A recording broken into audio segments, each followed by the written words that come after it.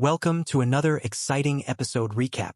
Today, we're diving into the incredible journey of That Time I Got Reincarnated as a Slime. Join us as we explore the fascinating adventures of Satoru Mikami, an ordinary office worker who meets an extraordinary fate. One fateful day, while walking down the street, Satoru finds himself in a life-threatening situation. He is tragically stabbed while trying to protect his friend. In his final moments, Satoru makes a peculiar request. Destroy the contents of my computer. This cryptic request hints at secrets he wishes to take to the grave. True to his word, Satoru's friend fulfills the promise, erasing any trace of Satoru's private life. Satoru awakens in a mysterious cave, but he's no longer human. He's been reincarnated as a slime, a creature with seemingly little power or significance. However, he quickly realizes that this new form comes with its own unique set of abilities. Possessing a powerful AI helper known as the Great Sage, Rimuru explores the cave, discovering new skills and gaining insight into his strange surroundings. The Great Sage provides valuable advice and information, helping him navigate this unfamiliar world. During his exploration, Rimuru encounters an ancient dragon named Veldora, who has been sealed away for centuries. Despite Veldora's fearsome appearance, the two form an unlikely friendship. Veldora, impressed by Rimuru's resolve, shares his plight and the story behind his imprisonment. To help Veldora break free, Rimuru uses his predator skill to swallow him, hoping to analyze the seal from within. This bold move sets off a chain of events that will have far-reaching consequences. Veldora's sudden disappearance causes unrest in the outside world, as his presence was a significant deterrent to many powerful entities. Meanwhile, three human adventurers, tasked with finding Veldora, stumble upon the cave entrance. Their intrusion inadvertently allows Rimuru to leave the cave and begin his journey in the wider world.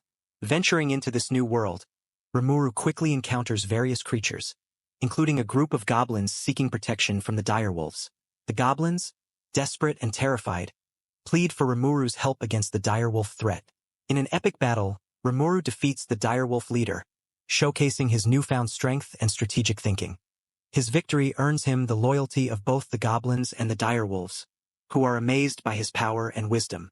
Rimuru's leadership skills shine as he convinces the goblins and direwolves to live together in harmony. He names them, a gesture that causes them to evolve into more powerful forms. The goblins become hobgoblins, and the direwolves evolve into Tempest Star Wolves, a testament to the transformative power of Rimuru's magic. However, this act of naming and evolution exhausts Rimuru's magic, causing him to fall into a deep slumber for 3 days. When he awakens, he is greeted by a transformed and loyal community. Realizing the need for skilled artisans to help build and improve the village, Rimuru sets off to the dwarf city of Dworgen with Gobta, a loyal goblin. Upon arrival, a series of unfortunate events leads to Rimuru getting into a fight with some local thugs, resulting in his arrest. However, his quick thinking and resourcefulness soon earn him the respect of the guards. Rimuru meets Kaijin, a skilled blacksmith, and strikes a deal: help with a crucial order of swords in exchange for artisans to assist the goblin village. This partnership marks the beginning of a prosperous relationship between Rimuru and the dwarves. Celebrating their newfound alliance, Rimuru and the dwarves visit an elf bar, where Rimuru encounters a fortune-teller elf who predicts his destined one. This mysterious vision hints at future encounters and adventures. Trouble soon follows as Vesta, a minister who ordered the swords, insults Rimuru, leading to a brawl. This results in Rimuru, Kaijin, and the other dwarves being put on trial. The hero king Gazel Dwargo, recognizing Kaijin, exiles him and his men. They choose to join Rimuru, adding to his growing group of skilled and loyal followers. Gazel, noticing Rimuru's connection to Veldora, dispatches a ninja to keep an eye on him, aware that Rimuru's actions could have significant implications. Meanwhile, the adventurers sent to investigate Veldora's disappearance are joined by a mysterious masked girl named Shizu. Her presence and abilities suggest she has a significant role to play in the unfolding events. When they encounter danger, Rimuru steps in to save them, recognizing Shizu from the elf's vision. This meeting is more than a coincidence, as Shizu's past is intricately linked to the world Rimuru now inhabits. Shizu reveals her tragic history. Summoned from Japan during a war and forced to become the vessel for the fire spirit Ifrit by the demon king Leon Cromwell.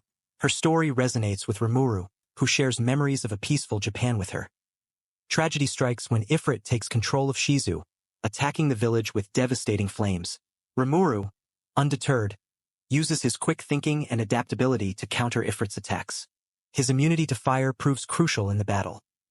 Using the Predator skill, Rimuru swallows Ifrit, separating him from Shizu and ending the fiery rampage. This act not only saves the village but also frees Shizu from her torment. In her final moments, Shizu shares her gratitude and asks Rimuru to consume her, ensuring her body does not remain in this world. This act grants Rimuru a human form resembling a younger version of Shizu, a poignant reminder of her legacy. With Shizu's final wish in mind, Rimuru sets out to find Leon Cromwell. As he familiarizes himself with the form and abilities he inherited from Shizu, he discovers that he is genderless. The goblins come under attack by a group of ogres, who accuse Rimuru of manipulating orcs to attack their village. After a show of strength, Rimuru convinces the ogres that he is not their enemy and invites them to the goblin village to talk things over. Learning that the orcs who attacked the ogre village were being led by a masked magen named Gelmud, Rimuru proposes that the ogres join him as his subordinates. They agree to a temporary alliance until the orcs are defeated. Rimuru names the ogres Benimaru, Shuna, Cheyenne, Hakuru, Sui, and Kurobe, evolving them into powerful Kijins. Meanwhile, the chieftain of the lizardmen, sensing an orc lord is controlling the thousands of orcs heading their way, sends his son, Gabaru, to enlist help from the goblins. A few days after Benimaru and the other Kijins join Rimuru, Gabaru arrives at Rimuru's village, trying to convince everyone to serve under him to fight the orcs. However, Gapta duels Gabaru and quickly defeats him, forcing the lizardmen to retreat. Later, Rimuru is approached by a dryad named Trainee, who asks him to defeat the orc lord. Trainee explains that the orc lord has used a unique skill called starved on the orcs, causing them to constantly crave sustenance, go berserk, and even eat their own to gain more power. Accepting Trainee's request, Rimuru sends to negotiate with the lizardmen for an alliance as the chieftain urges his soldiers not to engage in battle with the orcs until Rimuru's group arrives. Gabaru, swayed by Gelmud's messenger Laplace, usurps the chieftain's position and leads the lizardmen into a direct attack on the orcs. Unaware of the orc lord's true power, Rimuru's group comes across Gabaru's sister, who informs them of Gabaru's coup and asks them to rescue the chieftain and save the lizardmen. Meanwhile, Gabaru and his troop find themselves cornered after the orcs eat one of the soldiers and gain their powers. As Trainee discovers Gelmud and Laplace, she forces them to leave the forest with the help of a light spirit. Gabaru struggles against the orc general but is rescued by the arrival of Rimuru's group. The gang defeats the general and most of the orc army while rescues the chieftain, after which Rimuru goes to confront Geld the orc lord. Gelmud suddenly appears, revealing he created the orc lord to turn him into a new demon lord. After failing to defeat Rimuru, Gelmud is killed and devoured by Geld, who evolves into the demon lord Orc Disaster. The demon lord proves too powerful for the Kijins, prompting Rimuru to take control of his body using the great sage's assistance. After a fierce battle, Rimuru learns that Geld was searching for a way to end the famine afflicting his people before being manipulated by Gelmud. Rimuru devours Geld's sins along with his body.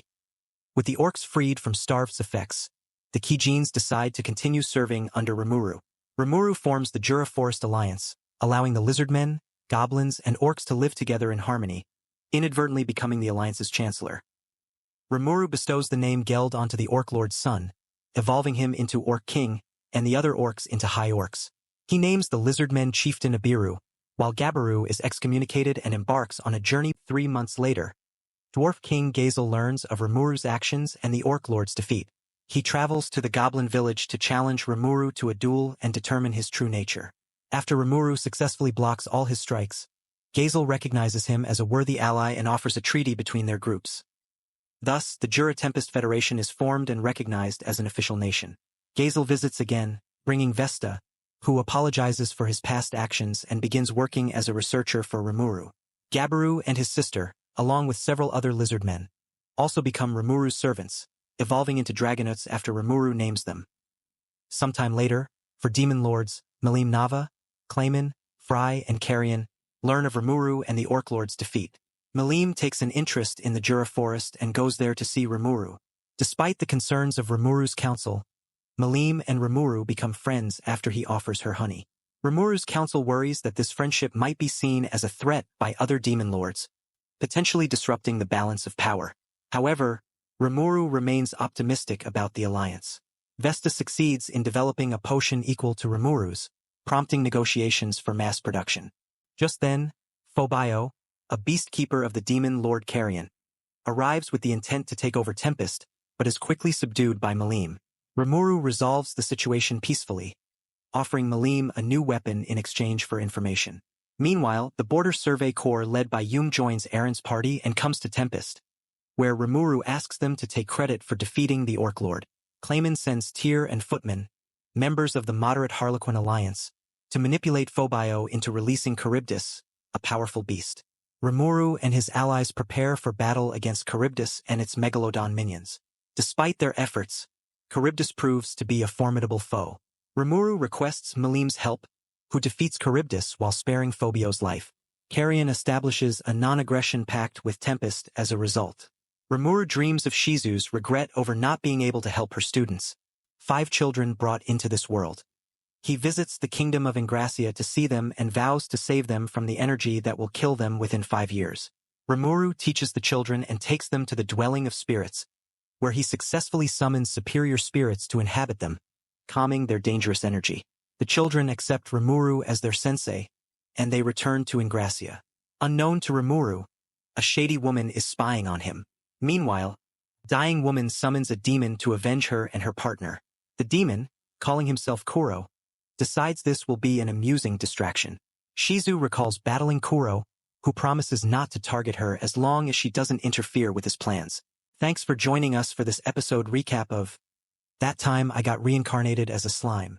Don't forget to like, comment, and subscribe for more exciting content. Until next time, stay adventurous.